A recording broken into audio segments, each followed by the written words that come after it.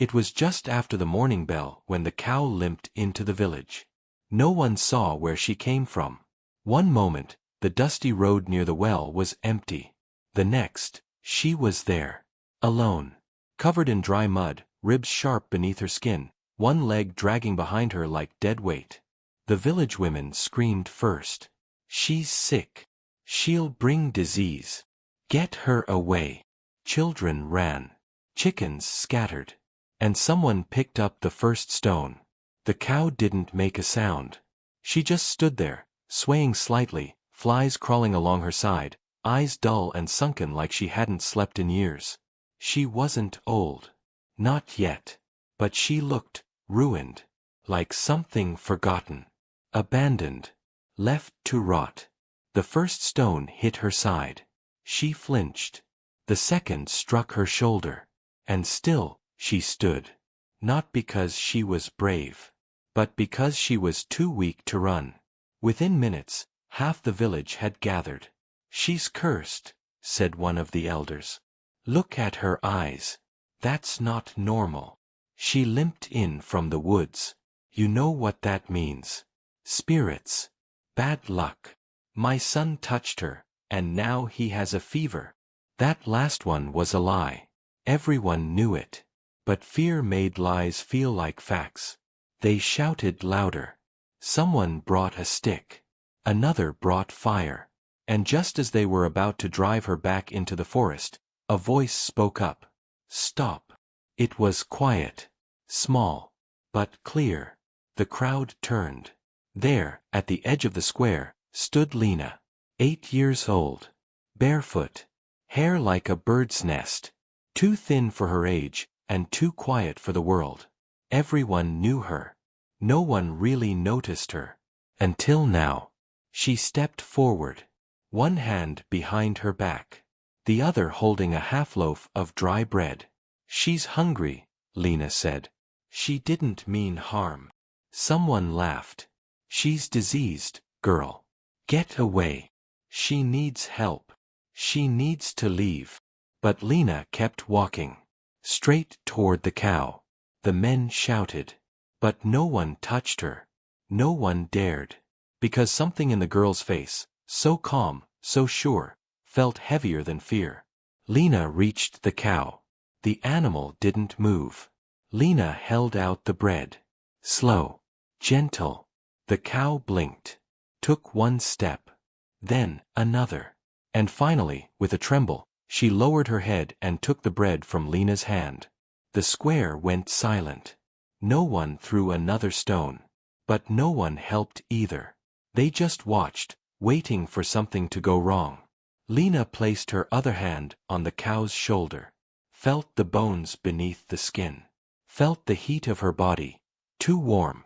Feverish. She leaned close and whispered something no one could hear. Then turned to the crowd and said, "I'll take her." Gasps. Laughter. One woman spat in the dirt. "You. What will you do with her? You're just a child." "She's better with me than with no one," Lena said. "She won't survive the night." Then let her spend it in kindness. No one stopped her. Some out of pity. Most out of the kind of silence people use when they want to wash their hands clean. Let the girl risk disease. Let her carry the burden. Not our problem. Lena led the cow slowly through the back alleys. Not to her house, her mother would scream. But to the old stone shed behind the weaver's home. No one used it now. The roof leaked. The walls were cracked. But it was dry. And it was safe. She named the cow Kama. Not after anyone. It just felt right. That night, Lena brought water from the well in a cracked bowl. Laid hay from the field floor. Tore her blanket in half and tied one piece around Kama's bad leg. She didn't know how to heal. But she knew how to stay close. And sometimes, that was enough. Kama didn't moo. Didn't cry. She just watched Lena. Careful. Unmoving. But not afraid. The next morning, Lena came again. With wilted greens stolen from the compost pile. With a soft song, barely above a hum. She cleaned the wound, talked about the sky, the chickens, her dream of one day riding a horse, even though she'd never seen one up close. Kama listened. And though she couldn't speak, she stayed. No one in the village asked about the cow. They assumed she'd died, or that the girl would grow bored and let her go. They were wrong, because every day, Lena returned. And every day, Kama was waiting. One foot still limp, but eyes brighter. One afternoon, Lena's mother found out. She followed her daughter and screamed when she saw Kama. "You brought that thing here. She's filthy. She's dangerous." "She's not," Lena said.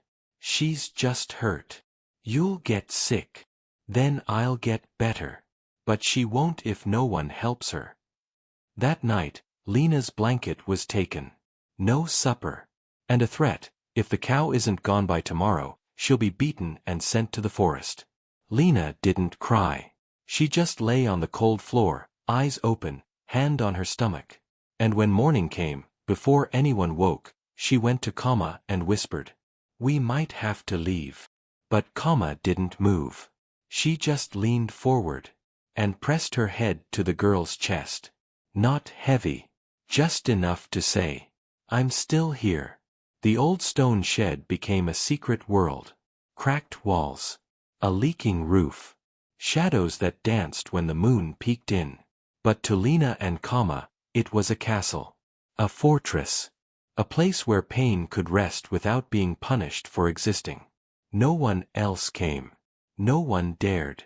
And so, every morning before sunrise, Lena tiptoed barefoot across the village, carrying scraps hidden in her scarf. Wilted cabbage leaves, half-burned chapati. Once, a bruised banana that had fallen off the merchant's cart. Not much. But Kama never complained. Each day, the cow stood a little straighter. Her limp remained, stiff, heavy, but she stopped dragging the leg completely. When Lena rubbed herbal paste onto the wound, Kama no longer flinched. She blinked. Slow. Trusting. As if to say, "I remember what gentleness feels like." One evening, Lena came with a gift. A small brass bell. She had traded her one remaining hair ribbon to an old woman for it. Tied it gently around Kama's neck. "There," Lena smiled. "Now you have a voice." It didn't ring right away. But Lena didn't mind. The days blurred together. Lena would sweep the shed with a palm branch. Talk to Kama about silly things, what clouds looked like, or why goats always looked surprised. She made up stories. Pretended Kama was a magical creature, not a cow, but a hornless unicorn cursed to walk on 4 legs until someone saw her true worth. She laughed at her own stories. Kama never did. But she always listened. And that was enough. But kindness rarely stays hidden forever. And neither did they. One morning, just before dawn, Lena arrived to find the shed door open. Her heart raced. Had someone been here? Had Kama wandered? But no, there she was. Lying down. Breathing gently. But something was wrong. Blood. Fresh, red, pooling near her injured leg. And beside her, a sharp rock with a bloodstain on its edge. Lena dropped to her knees. No, no, no, no. She pressed her hands to the wound, tears burning behind her eyes. Someone had found her. And tried to drive her off. She stayed there for hours, pressing old cloths, whispering, begging. By afternoon, the bleeding stopped. Kama still breathed. But barely. That night, Lena didn't go home. She curled beside the cow, listening to the slowing rhythm of her breaths. She didn't cry. She couldn't. She just held on. The next day, the village buzzed. A boy had seen her in the shed. A woman claimed her chickens were afraid to pass that way, bad sign. Rumors grew like rot. The cows cursed. She's hurting the girl. It's not safe anymore. And then came the man with the scar. The butcher. He stood tall, arms like logs, voice always too loud. When he heard about Kama, he grinned. "Free meat," he said. That cow's done anyway. Lena overheard him and ran. That night, she didn't bring food. She brought a plan. Comma, she whispered, kneeling beside her. We can't stay here. The cow blinked, exhausted, but listening. There's a place in the hills. Old ruins. No one goes there. Too many ghosts, they say. She smiled faintly. But ghosts don't scare us. It took everything Lena had. Rope from the laundry line, a small basket of grain, and the bell. Always the bell. Comma struggled to stand. Twice, she fell. But on the third try, she rose. Wobbly, but proud. They left before dawn. No one saw them. Or so Lena thought. But shadows in villages have eyes. And the butcher had many friends. The ruins lay 2 miles out, stone columns swallowed by ivy, the remains of a temple long forgotten. Dry, quiet, safe. Lena spread hay, hung her blanket, made a bed from burlap sacks. She even painted a little flower on one of the pillars with crushed berries. This is home now, she whispered. Days passed. Comma grew stronger. The wound sealed. The limp softened. And one morning, when Lena arrived with grain in her hand, the bell rang. Once. Clear. Soft. Lena gasped. You rang it. Comma looked at her, and for the first time, lowered her head to rest gently against the girl's chest. But peace doesn't last in whispers. It always finds its way into the wrong ears. That same afternoon, Lena's father grabbed her by the arm. His face pale. His hands shaking. What did you do? He hissed. What do you mean? You stole a cursed animal. You hid it in sacred ruins. The elders know. They say you've doomed us. No. She's not. Quiet. He dragged her home. Locked the door. Lena screamed. Kicked. Cried. No one came. Not even her mother. From inside, she heard the butcher shouting in the square. Tomorrow. At sunrise. We end this nonsense. That night, Lena did something she'd never done before. She prayed. Not to the gods the village feared. Not to idols carved in stone. But to Comma. To the soft warmth that stayed. To the eyes that never judged. To the bell that rang only once. Please, she whispered. If you can run, run tonight. But Comma didn't run. And neither did Lena. At sunrise, the butcher climbed the hill with 3 men, a rope, and a blade. What he found stopped him cold. The ruins were empty. Not a trace. No hay. No girl. No cow. Just one thing left behind. A single hoofprint. And a red flower painted on the stone. The summer heat hung over the village like a punishment. It hadn't rained in 6 weeks. The grass had turned to straw. The ponds were shrinking. The goats bleated endlessly in search of water. And tempers, short to begin with, began to flare. In such heat, it takes only one spark. No one knows exactly what started the fire. Some say a cooking flame was left unattended.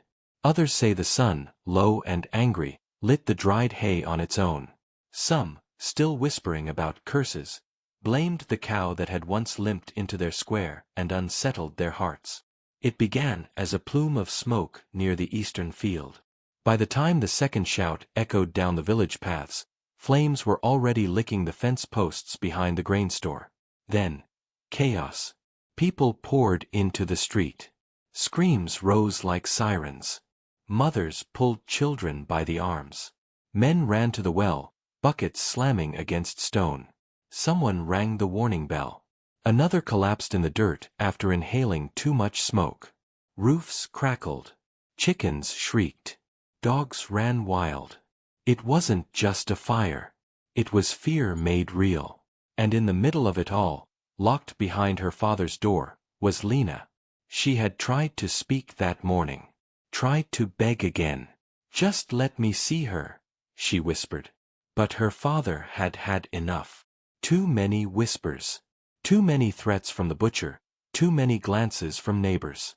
"You're a child," he said through clenched teeth. "You know nothing of danger. That cow nearly brought shame to this family. It ends." And then, he turned the key. Now Lena stood behind the wooden slats of her bedroom door, the air inside hot, thick. Smoke slid under the frame in slow, sinister fingers. She coughed once. Then twice. And suddenly the coughing wouldn't stop. "Papa!" she screamed, banging on the door. "Papa!" No answer. Only the sound of people shouting outside. And fire. Closer now.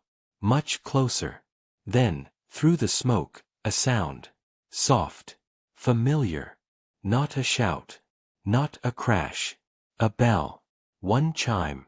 Then, another. Clear. Metallic. Alive. Lena froze. She ran to the window.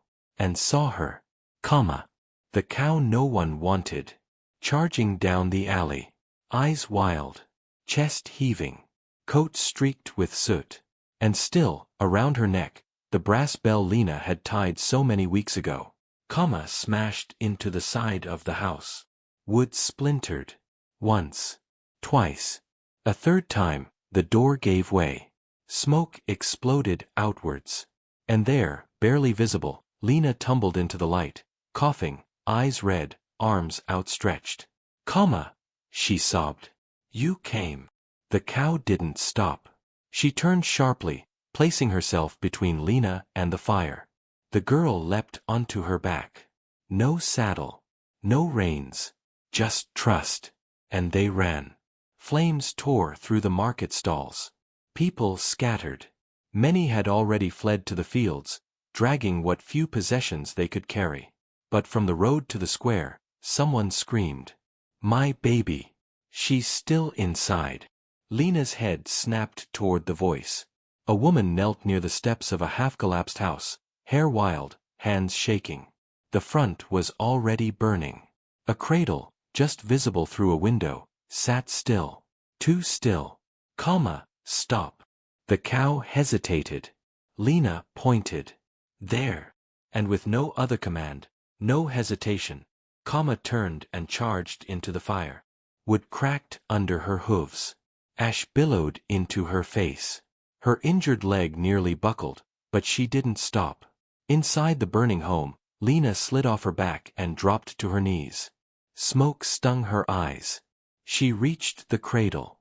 Lifted the baby into her arms. Heavy, warm, coughing. Still alive. "Back!" she cried. Back. But the exit was gone. Flames now sealed the doorway. The room trembled. And then, turned. Lowered her body. A signal. Climb. Lena clambered onto her back, clutching the baby tight. Reared. Cracked a wall beam. And burst through the rear wall, sending embers flying like sparks from a blacksmith's hammer. They collapsed into the dirt outside. Villagers rushed toward them. One grabbed the baby. Another held Lena as she sobbed into her knees. And shaking, burned, her bell twisted, stood up again. Wounded. But breathing. Alive. And then, the entire square went silent. Even the fire, it seemed, held its breath. Because the cow that had been cursed, the cow that had been beaten, that had been bled, had returned from the flames with a child on her back. The elder, once her greatest accuser, removed his scarf and knelt. "She's not cursed," he whispered. "She's blessed." The crowd parted. Even the butcher lowered his eyes. Limped past them, smoke still rising from her sides. She reached the center of the square. Fell to her knees. And finally, collapsed. Lena broke free from the arms holding her. Ran to her. Laid her hands on the cow's side. Pressed her forehead to hers. "I'm here," she whispered. "I never left." The bell chimed once more. Faint. But clear. Lay in the center of the square, her body still, chest rising in shallow, wheezing breaths. The fire was out. The sun was climbing, and silence blanketed the village like fresh snow. No one moved. No one spoke. Even the dogs stopped barking, as if the earth itself understood the weight of what had just happened. Lena knelt beside her. Smoke-streaked face. Tangled hair. Tears carving clean rivers down her cheeks. She placed one hand on Kama's neck. It was warm. Too warm. The heat of a body pushed beyond its limit. "She's dying," someone said. A whisper. Broken. Fearful. But Lena shook her head. "No," she said quietly. "She's resting." The village healer arrived, carrying herbs, water, and a soft white cloth. She knelt without a word and placed the wet cloth on Kama's burns, rubbing her legs with a mixture of ghee and neem leaves. Children brought buckets. Men brought blankets. And for the first time since anyone could remember, no one turned away. The same people who had thrown stones now pressed their hands to the earth in apology. The same man who had called her cursed now knelt, eyes closed, whispering blessings. Even the butcher, red-faced, silent, placed a bowl of water near her hooves and walked away without a word. That evening, the village rang the bell not in warning, but in honor. Kama survived. Barely. But she would never walk the same again. Her limp worsened. She couldn't stand more than a few minutes at a time. But she lived. And so did the baby she had saved. And Lena. And the square. They built her a new shelter. Not hidden this time. It stood at the highest point of the village, beneath a neem tree, with soft bedding, a bamboo roof, and flowers planted in circles around the fence. No rope. No chains. Kama came and went as she pleased. And Lena. She changed too. People stopped calling her strange. Children followed her to the fields. Mothers asked her to sing near the sick. Elders listened when she spoke. And when someone's goat went missing, they asked her for help before they asked the headman. Because somehow, everyone understood. She saw things differently. Years passed. The baby grew strong. The fields turned green again. And the fire became a story whispered around cooking pots and told to travelers who didn't believe it could be real. But they all pointed to Kama's shelter. And to the girl who still visited her every day. When Lena turned 15, she made a decision. She would leave. Not to escape. But to learn more. To study plants. Healing. The things that had helped her save Kama. The village gathered to send her off. The elder gave her a small carved pendant in the shape of a bell. "You gave us more than we ever gave you," he said. "Now go. And teach others how to see with their hearts." She turned to Kama one last time. The old cow, now almost fully white with age, stood still. Then, with great effort, stepped forward. Lowered her head. And let Lena press her forehead to hers once more. "I'll be back," Lena whispered. "And you'll still be here." Time, as it does, moved forward. Letters came. From towns. From cities. Stories of Lena's work healing animals. Training others. Saving creatures others had abandoned. And always, always, wearing the little bell. One spring, a rider came with news. Lena would return. The village cleaned the square. Painted gates. Laid flowers near the shelter. But Kama was gone. She had passed during the first cold of winter. No suffering. Just a quiet breath under the stars. They buried her under the neem tree. Planted marigolds above. And hung her brass bell on a wooden post. So it would always ring when the wind passed. When Lena returned, she didn't cry. She just knelt by the grave. Pressed her hand to the soil. And whispered, "Thank you for choosing me." Today, if you visit the village, the story is still there. In the statue near the well. A girl and a cow, standing side by side, no rope between them. In the school named after Lena. Where children are taught to look twice before judging. In the bell that still hangs by the tree. ringing sometimes in the wind when no one touches it. And if you ask anyone what happened that day, when the fire came, when the girl was trapped, when the cow ran through smoke to save a baby she'd never met, they'll tell you one truth. She may have walked with a limp, but her heart carried us all.